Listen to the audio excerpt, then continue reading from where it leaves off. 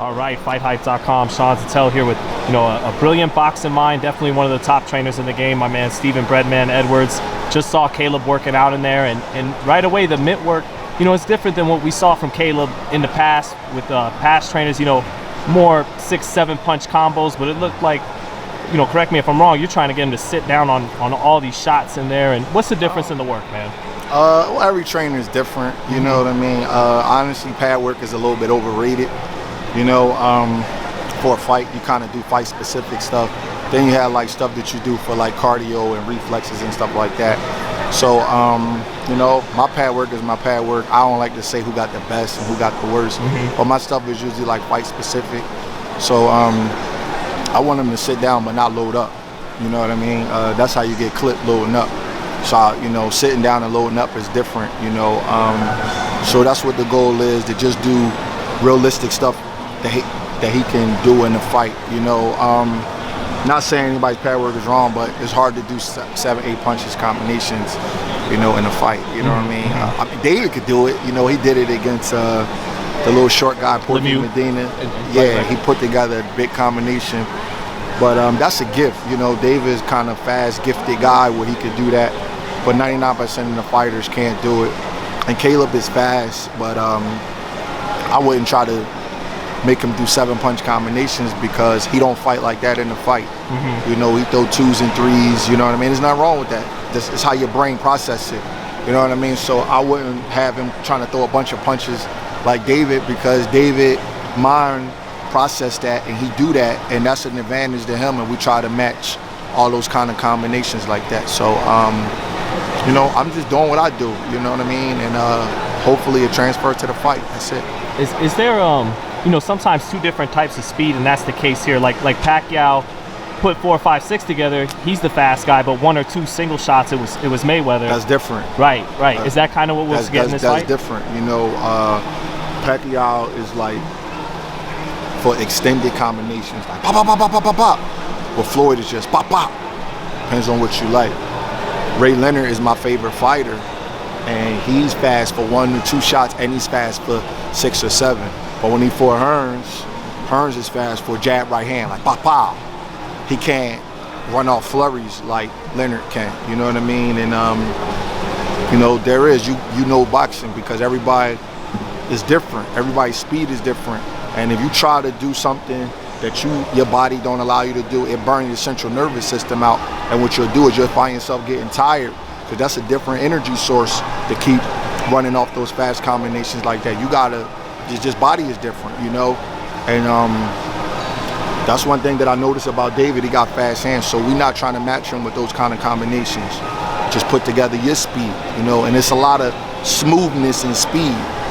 Some guys is like rigid when they punch and they burn out, you know what I mean? And they like jittery. You want to be smooth with your speed, you know what I mean? That's why Floyd get to everybody, because Floyd's smooth as butter, you know what I mean? He throw a lead right hand, that joker touch, you know what I mean? He's smooth. So, and sometimes being smooth, you can't really notice the speed because it's so smooth. Like Shakur Stevenson, he don't look that fast. Right. But man, he's so smooth. And there's a gift in being smooth. So I don't want Caleb to try to be anything that he not.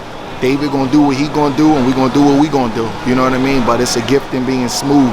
And I explain that to him. And you see a lot of guys get tired when they try to be faster than what they really are. You know what I mean? So that's a good eye on you.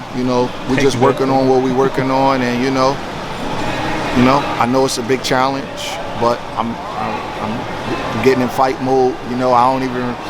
You're a good guy, and I see your interviews sometimes.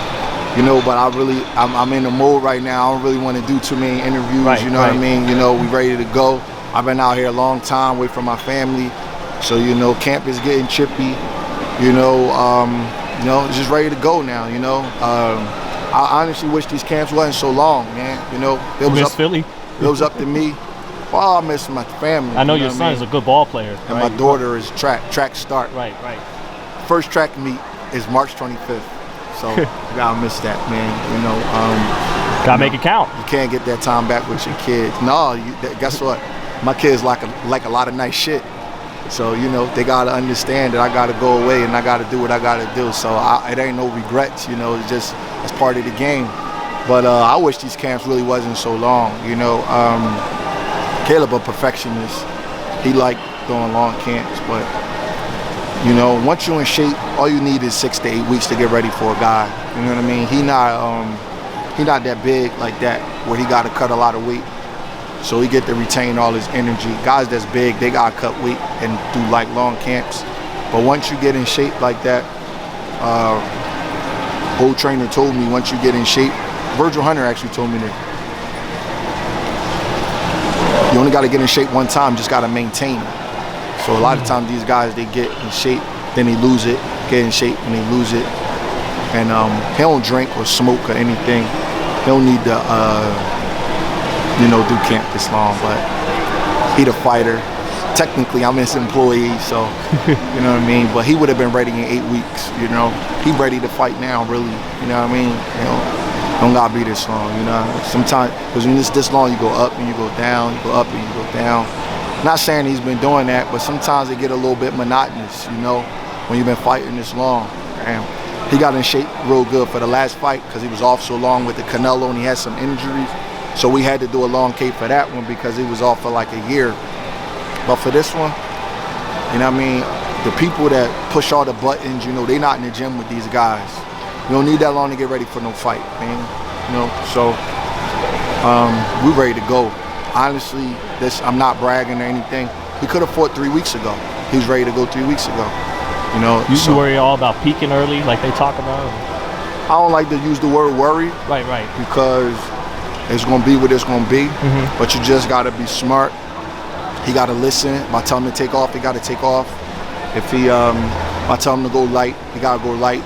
You know, you just gotta listen. You know, it's not a worry, but it's definitely a concern. You don't need this long to get ready for no fight, man. You know what I mean? I'm just talking about the whole boxing world in general. Yeah. Freaking dudes is fighting once every 8-9 months. When the gym God, it's just crazy how long it take to get fights. You know what I mean? Like, who's ready to fight? He ready to fight. He ready to go now. You know, and I tried to explain that to him, but he like such a perfectionist. He just like working on everything over and over again. I'm like, bro, 8 weeks, 7 weeks of sparring, cut it off the last week, get right in the fight. Just go. From my experience, that's what you really need. If you stay in shape and you live a clean lifestyle. You don't live a clean lifestyle, you gotta be in there longer. The camps take longer, obviously. Some guys party, drink, and get heavy. But he not that big of a super middleweight. You know what I mean? So he don't really cut no weight. You know, he gotta eat more just to maintain the weight because we be grinding so hard. So a guy like him, you know, I think 8 weeks would have been cool. But, you know, I know what I'm doing. He do listen.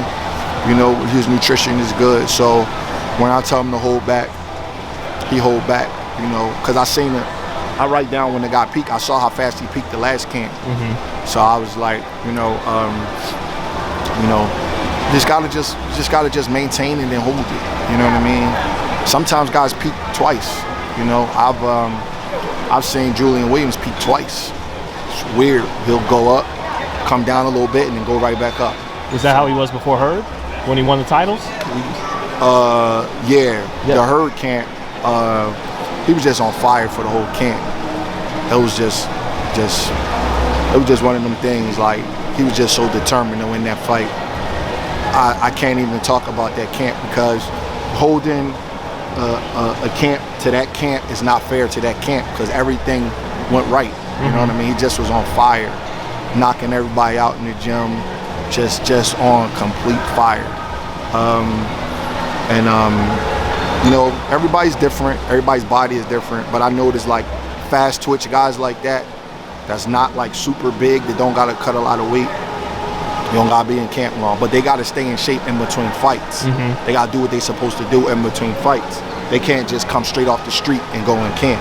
But if you in the gym and conducting yourself like a professional, you know, 3-4 days a week, when you get to camp, boom. Emanuel Steward told me before he passed that he would do 15-round camps in 6 weeks.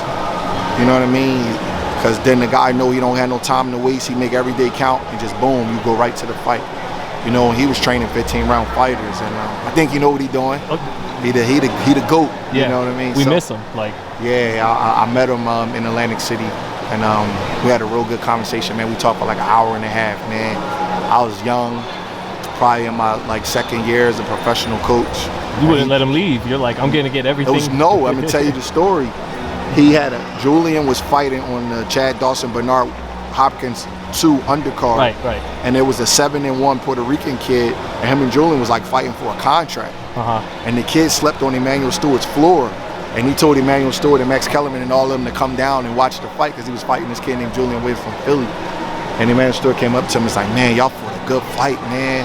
Y'all boxed, y'all didn't slug, y'all mixed everything good. What's your name? And we was just talking. We sat right in the corridor, man, and we talked for like an hour and a half, man. And that same year he passed away, and I wanted to meet him. It was like real touching to me that I finally got to meet him, and you know, unfortunately he passed away. But man, was that like a I can do this moment? You know, I mean, you already portraying. No, you know what I mean. But by that time, Julian was already like 9-10-0. Right. But it was just good to get reassurance from a top coach. Like man, I came down to watch y'all, and I saw y'all in there, and then y'all, you know, you did your thing, and I know you trying to make waves with this kid. You did a great job. It was just good, man, because a lot of times coaches be haters, and they be saying like a lot of negative stuff about everybody, and you know, and nitpicking everything you do, and like, well, I could do better, and I could do better. But he's so secure with himself. He has so many good fighters, you know, that he wasn't like that. He was like open arms to me. He literally sat next to me and just talked to me. I didn't even know he was sick. He died the same year, and it was just real decent, man. And I noticed, like, you know, he's the GOAT, but he lost his first 2 Super Bowls. Leonard Hearns, Leonard Hagler, and you learn from that. You get better. You know, you told me Hearns overtrained for the Leonard fight. You just learn, man. You know what I mean? So that's why I kind of keep. The leg massage was the Hagler fight. Right. Too many hanger-ons and people coming around and always wanting to be important, you know. So, you know, I just learned a lot from him. And when he started coaching guys, he was similar age that I was at that particular time. He was in his early 30s. And, you know, you just learn and you get better. That's why I don't criticize coaches. I never talk shit about another coach. I never micromanage, well, you should have did that. It don't work that way. These guys ain't robots of video games. You just can't just, you know, go knock the guy out in the first round and just think it's gonna happen. It don't work that way. You know what I mean? So I'm real careful about what I say.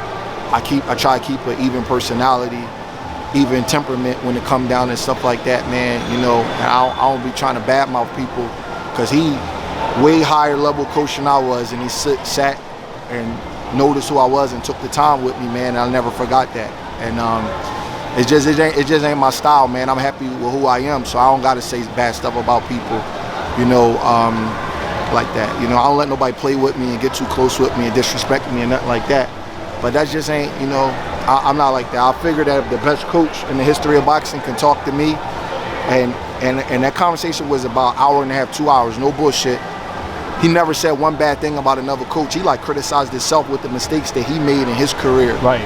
So when I hear these guys that didn't accomplish nowhere near what he did, always got stuff to say about people, I just be looking like that's a character flaw. You know, that's within you as a man. You're not comfortable with yourself, so you try to put everybody else down. You know what I mean? But I always been a guy, you know what I'm saying? I always was a successful person, whatever I did in life. So I don't talk like that about people. If you don't